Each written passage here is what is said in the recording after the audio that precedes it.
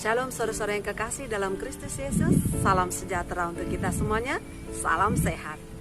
Kita berjumpa kembali untuk bersama-sama merenungkan renungan penyejuk iman pada hari ini. Namun sebelumnya kita akan mengawali dengan doa. Mari kita berdoa. Damai sejahtera Allah yang melampaui segala akal dan pikiran manusia, itulah kiranya yang memelihara hati dan pikiran saudara-saudari di dalam Kristus Yesus Tuhan kita. Amin. Saudara-saudara yang kekasih, hari ini kita akan merenungkan satu tema tentang latihlah dirimu beribadah. Firman Tuhan dalam kitab 1 Timotius pasal yang keempat ayat 7 sampai yang ke-8 mengatakan, latihlah dirimu beribadah. Latihan badani terbatas gunanya, tetapi ibadah itu berguna dalam segala hal, karena mengandung janji baik untuk hidup ini maupun untuk hidup yang akan datang. Saudara-saudara yang kekasih, bagaimana kualitas peribadatan saudara-saudari dalam masa pandemik ini? Saya sudah bisa membayangkan saudara-saudara bahwa banyak sekali dari antara kita mengalami kesulitan dengan satu pola peribadatan yang baru. Kita harus beribadah secara online. Kita tidak bisa bertemu dengan teman-teman seiman.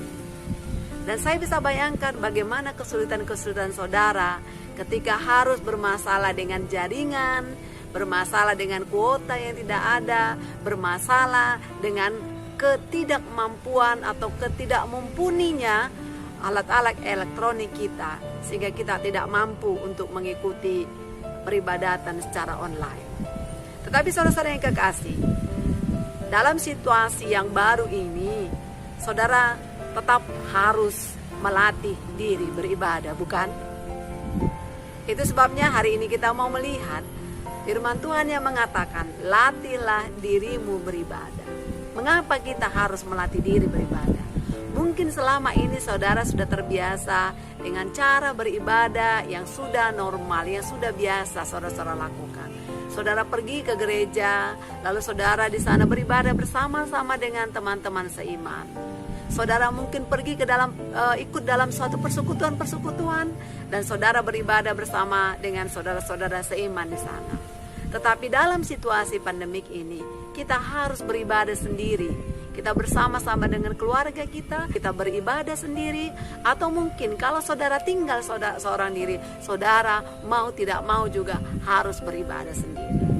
Saudara-saudara yang kekasih, melatih diri dengan pola peribadatan yang baru itu mungkin mengalami kesulitan bagi kita.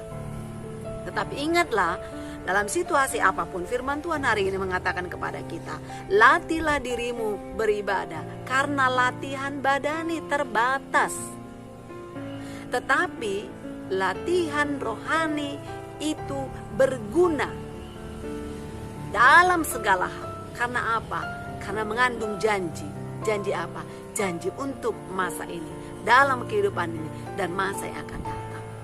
Oleh karena itu saudara-saudara yang kekasih, firman Tuhan ketika mengatakan kita harus tetap melatih diri dengan pola peribadatan yang baru, kita harus mengingat kembali bahwa ibadah itu yang dikatakan berguna dalam segala hal itu bukan hanya menyangkut persoalan fisik jasmani kita, kesehatan jasmani kita, tetapi juga kesehatan rohani. Kita harus dikatakan harus melatih diri beribadah.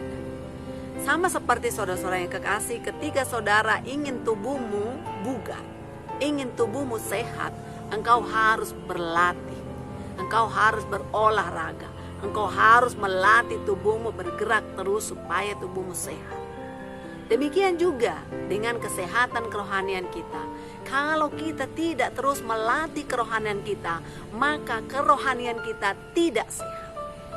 Kalau saudara-saudara kita tidak mempunyai kerohanian yang sehat, maka itu artinya hubungan kita dengan Tuhan itu tidak beres.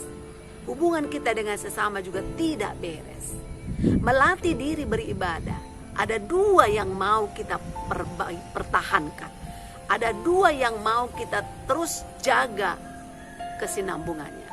Yang pertama itu adalah hubungan kita dengan Allah, dan yang kedua hubungan kita dengan sesama manusia. Saudara-saudara yang kekasih, firman Tuhan mengatakan bahwa ibadah itu berguna dalam segala hal. Karena mengandung janji. Apa janji yang dikatakan Tuhan? Janji Tuhan untuk setiap orang yang sungguh-sungguh beribadah itu adalah jelas. Yang pertama, Tuhan menjanjikan bahwa Ia akan menyertai mereka.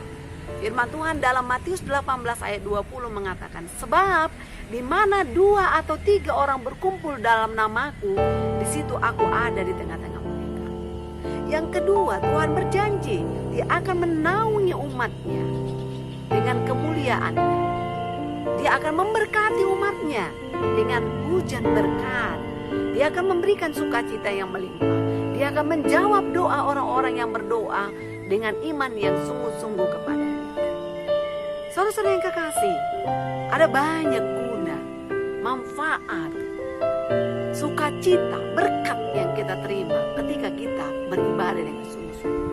Itu sebabnya ketika Rasul Paulus mengatakan kepada Timotius, latihlah dirimu beribadah.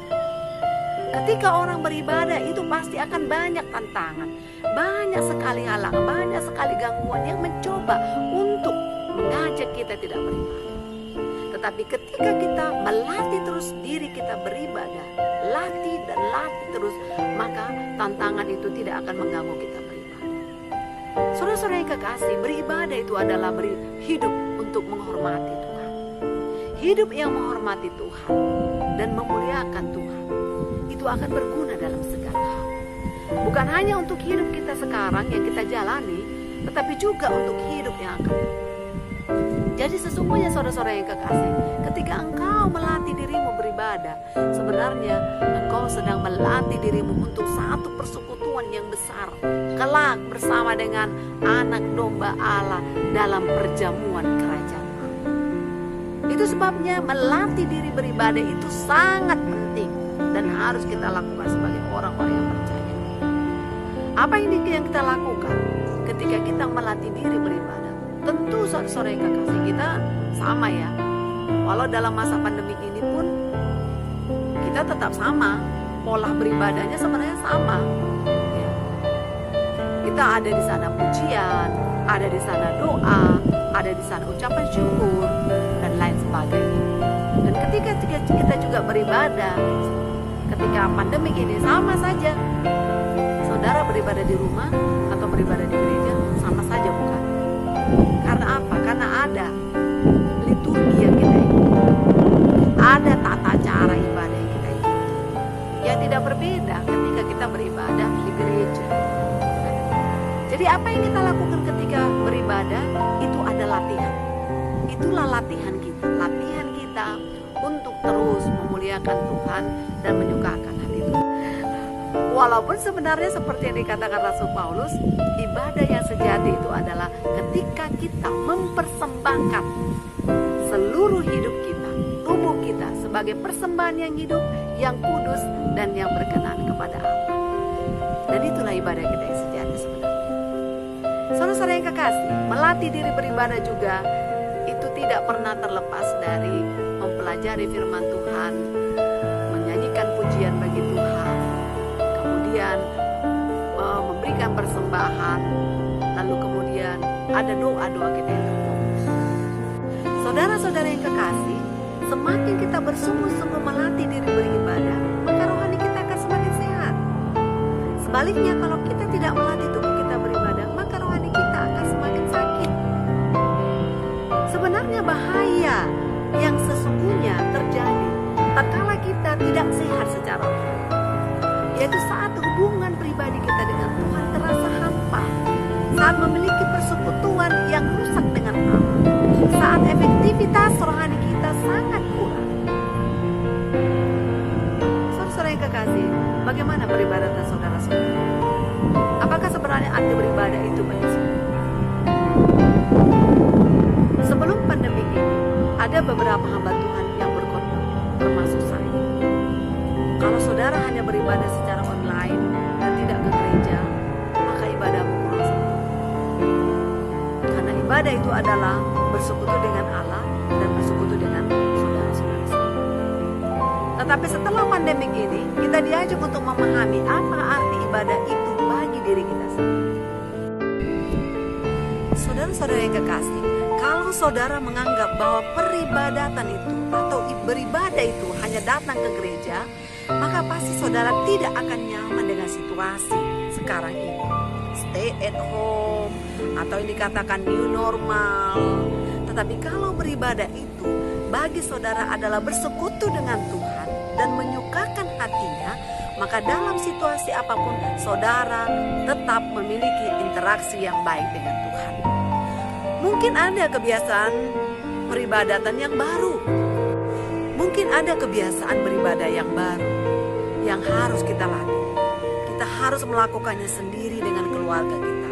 Kita membangun persekutuan dengan Tuhan bersama dengan keluarga kita. Kalau kita tidak tinggal bersama dengan keluarga, kita harus dengan diri kita sendiri.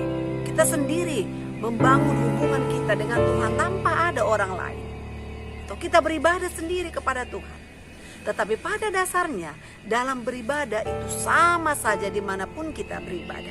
Kita mau menyembah Allah, kita memuliakan Allah, kita bersyukur kepadanya untuk segala kebaikannya. Kita membangun persekutuan, hubungan yang baik dengan Allah kita dalam suatu persekutuan. Pada awalnya saudara-saudara yang kekasih, saya tahu ini sulit kita lakukan. Mungkin kita akan bertanya-tanya, apakah ibadah kami diterima oleh Tuhan?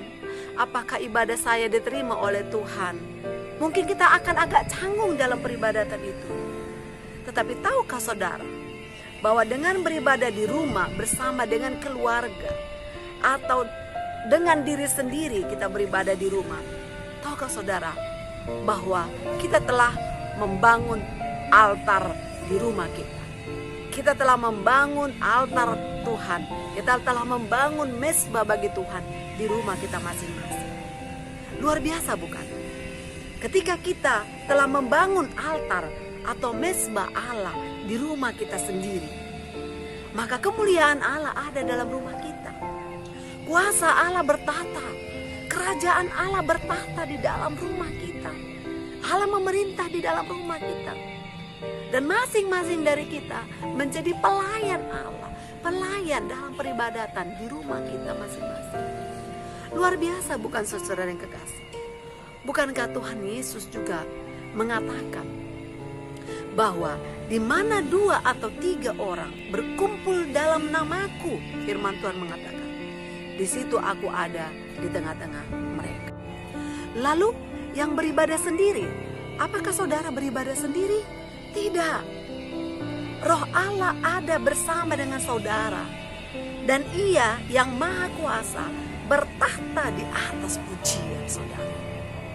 Jadi saudaraku, janganlah lupakan atau janganlah meninggalkan persekutuan peribadatanmu dengan Tuhan. Teruslah melakukannya dengan sungguh-sungguh. Ketika saudara di rumah, peribadatan saudara sepenuhnya bergantung pada saudara. Tapi ketika saudara beribadah di gedung gereja atau di persekutuan-persekutuan, ingat, tetaplah ikuti protokol kesehatan agar peribadatan kita juga membawa berkat bagi orang-orang yang ada di sekitar kita. Latihlah dirimu beribadah. Latihan badani terbatas gunanya, tetapi ibadah itu berguna dalam segala hal. Karena mengandung janji baik untuk hidup ini maupun untuk hidup yang akan datang. Tuhan Yesus memberkati. Kita berdoa. Anugerah Tuhan kita Yesus Kristus, kasih setia Allah Bapa dan persekutuan dengan Roh Kudus, itulah yang menyertai engkau sekalian hari ini, esok, dan sampai selama-lamanya. Amin. Demikianlah renungan penyejuk iman kita hari ini. Kiranya Tuhan memberkati. Shalom.